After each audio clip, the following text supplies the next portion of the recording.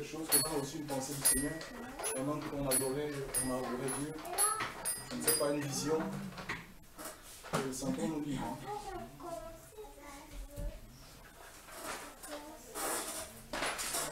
Donc, s'il n'y a rien de tout ça, je vais vous inviter à ouvrir le livre dans le livre de Romains.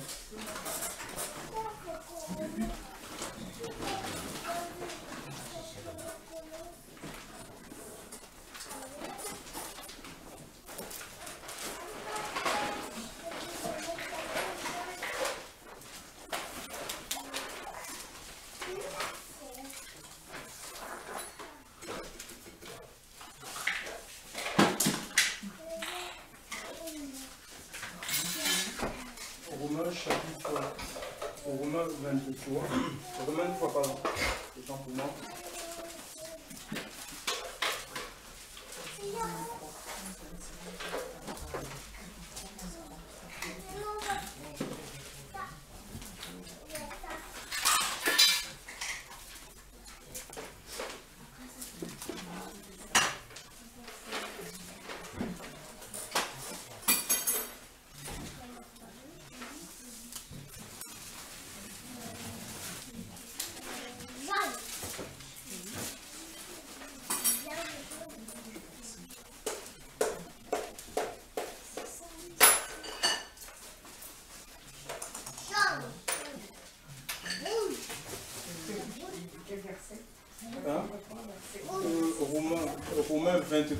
Romains 3, verset 23.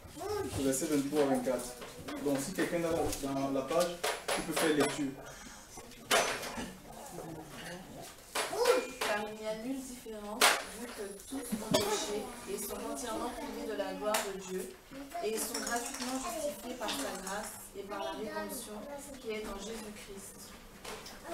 Amen.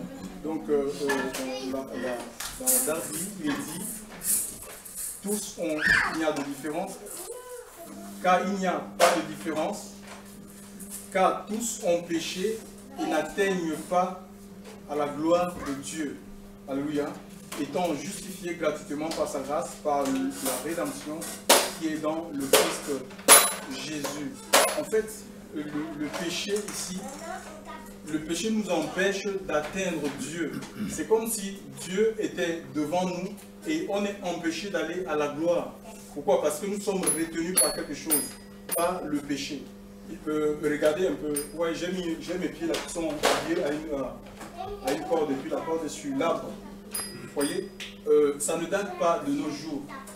Adam, quand Dieu a créé Adam et Ève, Adam et Ève, c'était l'arbre de la connaissance du bien et du mal. Ils étaient liés à cet arbre et parce qu'ils ont mangé du fruit de cet arbre, ils sont sortis de la présence de Dieu. Il y avait la présence de Dieu en Éden, mais c'est le péché qui les a exclus de la présence de Dieu. Et le péché,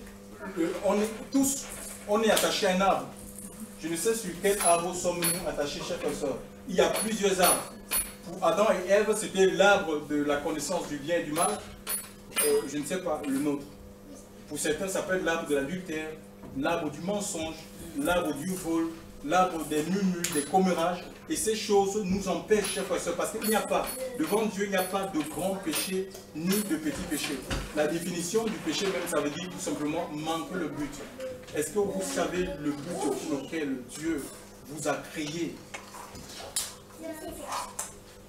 Dieu ne nous a pas créés pour occuper la terre inutilement. Dieu ne nous a pas créés, chers frères et sœurs, pour vivre dans l'incertitude. Non, le Seigneur nous a créés pour un but. Il y a un but pour lequel Dieu nous a créés. Nous sommes créés pour l'adorer, chers frères et sœurs. Il nous a créés pour lui, pour l'adorer, pour se tenir dans sa présence. Alléluia. Et étant attachés au péché, à l'arbre du péché, il nous est impossible, chers frères et sœurs, d'aller vers Dieu. Mais la bonne nouvelle est que Dieu est descendu vers nous. Alléluia. Dieu est descendu vers l'homme. Alléluia. Ce n'est pas la religion ne sauve pas. Nous avons ici, l'Écriture nous dit qu'ils sont gratuitement justifiés par sa grâce, par le moyen de la rédemption. La rédemption, c'est quoi? C'est le rachat. Alléluia. Et le rachat, c'est quoi? C'est le prix qu'on paye pour libérer des prisonniers. Regardez, je suis prisonnier attaché à un arbre, à l'arbre du péché, Et Dieu en Jésus-Christ a donné sa propre vie, alléluia, pour nous délivrer, chers frères et sœurs, de la puissance du péché, pour nous sortir de l'esclavage du péché, pour briser les liens, chers frères et sœurs, du péché, afin que nous allions à Dieu. C'est la Pentecôte. Alléluia. Dieu vient à nous par l'effusion du Saint-Esprit et l'Esprit de Dieu nous tire vers le haut. Alléluia. L'Esprit de Dieu nous est donné parce que Christ est mort à la croix et c'est le Saint-Esprit qui nous affectionne, qui nous attache aux choses d'en haut, qui met l'amour de Dieu, l'amour des commandements. On ne peut pas les vivre par nous-mêmes. Il n'y a pas un autre moyen pour être sauvé. On ne peut vous présenter aucune religion ne délivre du péché, de la puissance du péché, que ce soit la religion musulmane, la religion pentecôtiste, la religion évangélique, la religion catholique. Aucune religion ne délivre de la puissance, chers frères, des liens du péché, aucune. Ni la circoncision de Moïse. Parce qu'autrefois, quand nous lisons Actes chapitre 15, il y a eu des gens qui avaient cru dans la bonne nouvelle et ils se sont mis à enseigner que si on n'est pas circoncis selon le rite qu'a reçu Moïse, bien avant Moïse, c'est Abraham qui l'avait reçu, qu'on ne peut pas être sauvé. Mais l'Écriture nous donne le moyen qui nous permet d'être sauvés. C'est uniquement la personne de Christ. Et ce genre, aujourd'hui, il n'est pas dit, tu seras sauvé parce que tu portes le foulard sur la tête ou tu mets des jupes longues. La Bible n'a jamais parlé de ça, chers frères et sœurs. Vous savez, on peut être affranchi de Christ et rentrer dans un nouveau jour. Et nous devons faire attention, chers frères et sœurs. La Bible nous dit, pour nous qui sommes appelés dans le Seigneur, parce que tout le monde n'est pas appelé à enseigner la parole de Dieu. Il faut recevoir, c'est un appel. Dieu peut te donner la dénonciation, de dénoncer les choses, les hérésies qui passent dans l'église, mais il ne te demande pas d'enseigner. Alléluia. L'apôtre Jacques dit qu'il n'y ait pas, je crois que c'est Jacques 3, qu'il n'y ait pas parmi vous beaucoup de gens qui enseignent. C'est pourquoi il y a beaucoup de dérives, chers frères et sœurs. Parce que nous les hommes ont failli et l'Écriture nous dit le jugement sera plus sévère pour les gens, surtout les gens qui ont emprisonné les enfants de Dieu dans des moules, dans des systèmes. Alléluia. Nous devons éviter cela. C'est Christ qui a franchi les vies. Alléluia. Et au fur et à mesure que nous marchons avec le Seigneur, alléluia, nous allons d'affranchissement en affranchissement. Parce que nous ne sommes pas parfaits le jour où Christ se manifeste à nous, ou quand nous naissons de nouveau. C'est le commencement d'une vie avec Dieu. Et l'apôtre Paul va dire que je suis persuadé que celui qui a commencé cette œuvre en vous la rendra parfaite au jour du Seigneur, c'est-à-dire au jour qui viendra nous enlever. Tant que le Seigneur n'est pas encore venu, nous devons laisser le Seigneur continuer à nous délivrer, à nous débarrasser, chers frères et sœurs, de la vie de péché, de la vie du monde. Et l'Esprit Saint, bien évidemment, nous affectionne aux choses d'en haut, où Christ est assis à la droite de Dieu. Chers frères et sœurs, l'homme, il y a un vide dans le cœur de l'homme. Et on pense que, ben voilà, c'est les choses matérielles qui sont à même de nous remplir. C'est très faux. Alléluia. Regardez, ceux qui sont riches ont toujours envie de s'enrichir. Et ils ne s'en privent pas d'exploiter les gens, chers frères et sœurs, pour s'enrichir. Non, il n'y a rien. Il y a un vide dans le cœur de l'homme.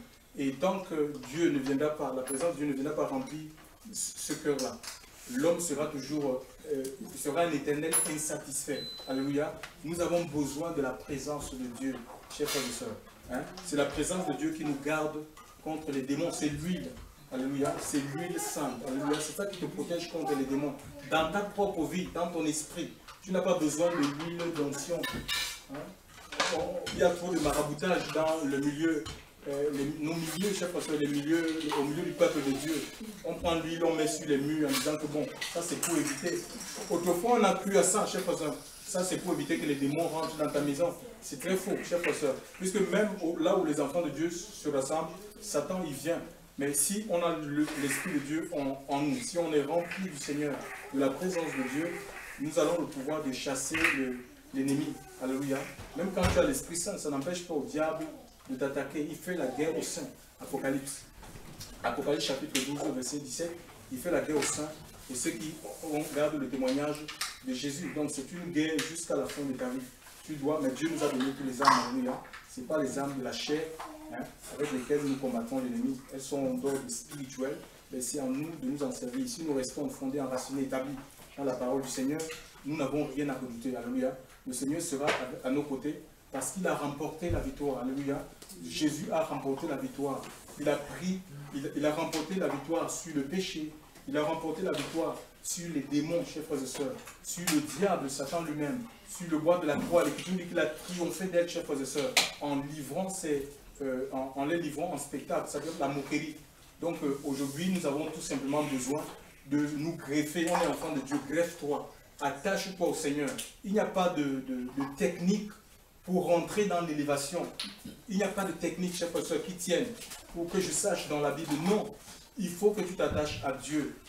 Il y a des gens qui ont crié dans la Bible par rapport à leur péché, comme l'apôtre Paul, celui qui est auteur de ce livre, le livre de Romains, dans Romains chapitre 7, verset 24, il dit, qui me délivrera de ce corps de péché ou ce corps de mort? Lui-même, il va donner la solution. Il dit, grâce soit rendue à Jésus-Christ, grâce soit rendue à Dieu par Jésus-Christ.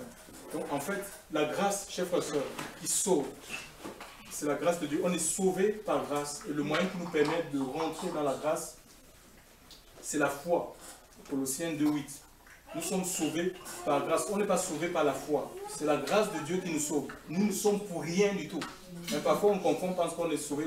La foi, non. C'est la grâce de Dieu. Et c'est Dieu qui a pourvu, c'est Jésus. La grâce de Dieu, c'est Jésus. Alléluia. Vous êtes coupable devant le Seigneur. Vous méritez la mort, la condamnation. Et lui, il a pris notre place, chers frères et sœurs. Nous sommes sauvés et Dieu, lui, maintenant, pour qu'on puisse rentrer dans la grâce, il suscite, c'est lui-même qui suscite la foi dans notre cœur. Romains chapitre 10, verset 17 dit, la foi vient de ce qu'on entend et ce qu'on entend vient de Dieu. Dieu fera un moment de ta vie que tu entendes parler de lui. Comment croiront-ils en celui dont ils n'ont pas entendu parler? Jean 10, 14. Alléluia.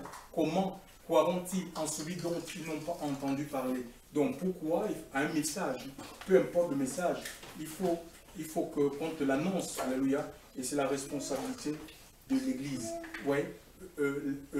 C'est le mal le plus grave dans le monde, ce n'est pas le sida. La maladie la plus grave, celle qui tue le plus, ce n'est pas le sida ni le palu. C'est le péché, chers frères et sœurs. Ça décime les familles. Ça tue les vies, chers frères et sœurs, même les nations, chers frères et sœurs, les églises. Les conflits, c'est le péché. Alléluia. Et le Seigneur a donné, Dieu a donné le remède, la solution au péché. C'est son Fils. Nous avons reçu ce témoignage, chers frères et sœurs. Alléluia. Et Dieu nous appelle, chers frères et sœurs, à ne pas garder le remède. Le remède contre le péché, le blindage contre le péché, c'est la personne de Christ. Alléluia. Alléluia. Et nous avons notre responsabilité, la responsabilité du peuple de Dieu, de l'Église, c'est de porter ce témoignage. Comment croiront-ils en celui dont ils n'ont pas entendu parler? Et comment entendre parler s'il n'y a personne qui prêche, qui proclame? Alléluia. Donc c'est ta responsabilité. Si nous avons honte de proclamer le Seigneur devant les hommes, lui aussi il aura honte. Et ce sont des vies qui iront dans le lac de feu. Ce sont des vies qui seront emprisonnées par Satan, chers frères et sœurs. Alléluia. Ne vous fiez pas aux apparences. Il y a des gens qui paraissent beaux avec tout. Peut-être vous dites que non, mais peut-être même on peut les envier. Et pourtant, dans leur maison, ils n'ont pas de sommeil. Alléluia. Ils sont troublés par les puissances démoniaques. Et nous, quelquefois, on est là. On a peur. On est intimidé, chers frères et sœurs. Non, nous n'avons pas reçu un esprit de timidité ou de crainte, chers frères et sœurs, mais un esprit de force et de courage. Alléluia. Il faut qu'on proclame l'amour de Dieu à temps et à contre-temps. Jésus est la preuve de l'amour de Dieu. Et Dieu a manifesté son amour. Le véritable amour, c'est celui qui se manifeste. Il a fait don de son Fils. Et il nous appelle aussi, en tant qu'enfants de Dieu, à ne pas seulement aimer en parole, mais en acte. Je crois que c'est un Jean. Je crois que c'est un Jean 1,18 qui le dit, hein, pas seulement de la bouche des lèvres, mais en acte, chers frères et sœurs, et en vérité. Et en vérité, chers frères et sœurs, en vérité, pas dans le mensonge, pas dans l'hypocrisie, mais vraiment, nous devons aimer de tout notre cœur, comme le Seigneur nous a aimés. Jésus est la marque, il est la marque de la fidélité de Dieu. Dieu est fidèle dans ses promesses. Alléluia. Si les promesses de Dieu n'arrivent pas à se manifester dans notre vie, ce n'est pas du côté de Dieu. Alléluia. Puisque Dieu ne ment pas, il veille sur sa parole pour l'accomplir, chers frères et sœurs. Jésus avait été annoncé à peu près 800 ans. C'est Ésaïe le prophète qui avait reçu qu'une vierge deviendra enceinte, qu'elle enfantera un fils, on lui donnera le fils, on l'appellera Emmanuel. Donc, et peut-être à son époque, il y a eu des gens, il y avait des scientifiques, parce qu'une vierge enfantée, mais humainement parlant, ce n'est pas faisable. Mais ce qui est impossible aux hommes est possible à Dieu, nous devons croire. Nous avons cru au Dieu de l'impossible, chers frères. Nous croyons au Dieu de l'impossible. Il n'y a pas de situation désespérée avec le Seigneur. Alléluia. Tout est possible à Dieu. Et ma Bible me dit aussi que tout est possible à celui qui croit.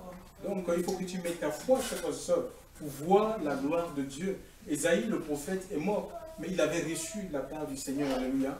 Le temps a donné raison parce que Marie, c'était une vierge, mais la virginité n'était pas un critère de sainteté. Toutes les filles jeunes étaient vierges avant d'aller en mariage. Donc on envoyait les filles vierges. Ce n'est pas comme aujourd'hui que les femmes sont complètement dépucellées à 12 ans, 14 ans. Elles vont avec les hommes. Non, à l'époque chez les Juifs, c'est comme ça. Et même jusqu'aujourd'hui. Et c'est gardé parce qu'ils suivent la loi. Ils suivent la loi de Moïse. Donc, elle va recevoir la visitation de l'ange en lui disant qu'une grâce a été faite. La grâce, ce n'est pas quelque chose qu'on mérite. Marie ne reçoit pas la grâce parce qu'elle est sainte, vraiment, elle est dans la volonté de Dieu. Non, c'est une grâce, c'est un don qu'on ne mérite pas. Une grâce a été faite parce qu'il fallait bien qu'un sauveur vienne, que Dieu vienne, mais Dieu ne viendra pas sauver les hommes en tant que Dieu. Sinon, on va mourir. La Bible dit que si tu vois Dieu, tu meurs. Tu vois, il est venu en tant qu'homme. Il fallait qu'il rentre dans le sein d'une personne et une femme a été choisie, chers frères et sœurs. De toutes les filles qui étaient vierges en Israël, Marie a été choisie. Et l'ange lui dira, mais voilà, tu concevras un fils, on lui donnera le nom de Marie. Il dit, mais moi qui suis vierge, comment cela se fera-t-il? Alléluia. Ben, elle aura l'explication, l'ombre du Tout-Puissant. Le Très-Haut viendra sur toi et l'ombre du Tout-Puissant te couvrira. C'est pourquoi le Saint-Enfant sera appelé fils du Dieu Très-Haut. Joseph, c'était son fiancé. Alléluia. Un fiancé, c'est celui qui s'engage auprès d'une autre personne de manière solennelle par la promesse du mariage. Donc il n'y a pas de copinage dans les choses de Dieu. C'est les fiançailles. Ça commence par les fiançailles. Et ces gens-là vont passer quand ils s'engagent devant les parents. C'est connu, ce n'est pas dans les Sissongo. Vous savez ce qu'on appelle les Sissongo? Hein? C'est dans les... Bon, on dit la forêt, la campagne, comme ça, on était jeunes. On allait souvent dans la broussaille et tout ça. Et puis bon, des trucs de jeunesse, quoi. Non. Non. Donc c'est solennel, c'est manière solennelle, c'est les fiançailles. Donc la Bible ne connaît pas, donc on va d'abord s'amuser un peu comme ici en Europe. Et beaucoup d'enfants de Dieu sont influencés par la vie. Si nous avons l'exemple aussi dans la Bible comme Dina. Dina avait été influencée par les Chicains. Ils étaient arrivés dans le pays des Chicains. Et puis elle a été influencée, elle voulait visiter les Shikemites, quoi. Donc peut-être les jeunes filles à Shichem, elles passaient leur temps le soir, elles sortaient peut-être de la maison familiale, et puis ils allaient fumer, essayer des drogues. Donc aller dans les boîtes de nuit. Elle voulait essayer ça, mais l'Écriture dit qu'elle fut violée par le fils du prince, du roi de cette ville-là. Et ça a posé une grande difficulté dans même pour comment il s'appelle, pour Jacob, ses enfants ils ont eu une haine terrible contre les habitants de cette ville, et ça a fait, ils ont tué les habitants de cette ville. Donc aucun amour, le viol ne peut pas provenir de l'amour. Quand on aime, on ne peut pas violer. Et même dans les couples, il y a des enfants de Dieu. Je vous parle par expérience, peut-être pas ici, mais moi j'ai eu des confessions de certains sœurs qui étaient violés par leur mari. Hein. L'amour, on appelle ça comment? Une union sans consentement, c'est considéré comme c'est un viol. Et ça se passe au niveau de la tête, alléluia. C'est dans la tête que ça... Et l'apôtre Paul dit d'un commun accord, il faut s'entendre. Hein. C'est mieux quand ça s'entend, sinon l'autre sera comme un objet. Comme un objet sexuel, mais c'est pas ce que Dieu veut au milieu de son peuple. Si ça se passe dans le monde, ce n'est pas pour le peuple de Dieu. Imaginez-vous un peu à la place de Joseph. Hein, tu te fiances avec une femme, l'Écriture dit qu'il ne la connaissait pas. Et pour ne pas la diffamer, il voulait rompre ce que, parce que pendant les fiançailles, c'est une période test. Tu peux donner une lettre, hein, de dire, je ne veux plus, peut-être que j'ai découvert quelque chose qui est incompatible, tout ça, donc je peux faire m'en séparer. Il voulait rompre secrètement, mais il recevra la visitation de l'ange, le même ange qui a visité Marie. Il lui dit non, ne crains pas de prendre Marie, ta femme, car le fruit, l'enfant qu'elle porte vient du Saint-Esprit. Ce n'est pas le fruit de la fornication, ce n'est pas le fruit de la débauche, ce n'est pas le fruit de la tromperie, mais cet enfant vient du Saint-Esprit. Et il va écouter quoi? La voix de Dieu à travers l'ange. Sûrement, à son époque aussi, ça a été une humiliation pour lui. Les gens disent, mais regardez cet homme. Mais quel est cet homme? Il prend une femme qui est enceinte, puis ce n'est pas lui qui l'a enceinte. Tu vois, mais il a écouté le Seigneur. Il faut écouter. Dieu peut nous imposer des choses, chers frères et sœurs. Il faut écouter la voix de Dieu. Et l'ange lui dira que c'est lui qui sauvera son peuple de ses péchés. Alléluia. Donc Jean-Baptiste a présenté, Jean 1, verset 9, il a présenté. Le lendemain, quand Jésus est allé vers lui, il va dire à ses disciples que celui-ci est l'agneau de Dieu qui ôte le péché du monde. C'est comme un manteau. Alléluia. Le péché, c'est quelque chose qui est collé à l'homme. On n'est pas pécheur seulement parce qu'on vole, parce qu'on est dans la corruption, le mensonge, les péchés d'ordre sexuel. Non, on est pécheur par notre nature. Alléluia. C'est une nature que nous avons héritée d'Adam et Ève. Et quand nous grandissons, nous-mêmes, nous commençons nous-mêmes à commettre nos propres péchés. Et l'homme est devenu comme une machine à fabriquer des péchés. Il y en a, ils vont avec les animaux. C'est terrible. C'est terrible, chers frères et sœurs. L'homme est devenu une machine à inventer les péchés. Mais qui va nous délivrer de ce corps? Il n'y a que le Seigneur. La solution, c'est Christ. Tu veux être délivré de la puissance et du péché? Jésus, la solution, c'est Christ. Ce n'est pas un homme, ce n'est pas une religion, ce n'est pas les impositions des mains. Les impositions des mains, on va chasser les démons. Mais les impositions des mains, ça ne délivre pas du péché. Chers frères et sœurs, c'est toi qui dois implorer le secours de Dieu. Seigneur, sois apaisé envers moi. Comme ces deux hommes qui étaient rentrés dans le temple, un était religieux, il dit, je fais ceci, il s'appuyait sur ses œuvres, je fais ceci, je fais, il y a un autre, le publicain, qui dit, Seigneur, sois apaisé avec moi, qui suis un pécheur. Vous voyez, ce qui peut empêcher Dieu de libérer le pardon, parce que le pardon de Dieu est libérateur. C'est le manque de confession, c'est refuser de reconnaître. Alléluia. David fut délivré parce qu'il avait dit, je t'ai fait connaître mon péché. Alléluia. Poussé parce qu'il y avait la main de Dieu qui s'appesantissait sur lui. Alléluia. Je t'ai fait connaître mon péché. Il ne s'agit pas d'aller dans un confessionnal. On a créé, c'est religieux ça, le confessionnal, et puis on va écouter un autre, et on va se faire écouter par un homme. Non, chers frères et sœurs, non, c'est le Saint-Esprit qui doit t'attrister, qui t'attriste. Et le Seigneur nous parle, il parle à chacun de nous, chers frères et sœurs. Alléluia. Mais c'est à nous de nous ouvrir tout simplement, de reconnaître le péché. Et le Seigneur, quand il te pardonne, il dit, va, ne pêche plus. Il a fait le mari de Magdala, chers frères et sœurs. Il dit, va, ne pêche plus. Pourquoi? Parce que tu reçois en même temps la force et la capacité de ne plus recommencer. C'est pourquoi l'Écriture dit qu'en Christ, on devient une nouvelle création. Alléluia. Et si le Seigneur peut faire cette œuvre dans nos cœurs, dans nos vies, alléluia. Et tant que le Seigneur n'est pas là, le Seigneur peut continuer à nous sortir de nous-mêmes, à nous sortir de la vie du péché, chers frères et sœurs, à nous sortir des méthodes, des systèmes d'hommes, des modes. Alléluia. C'est le Seigneur qui le fait.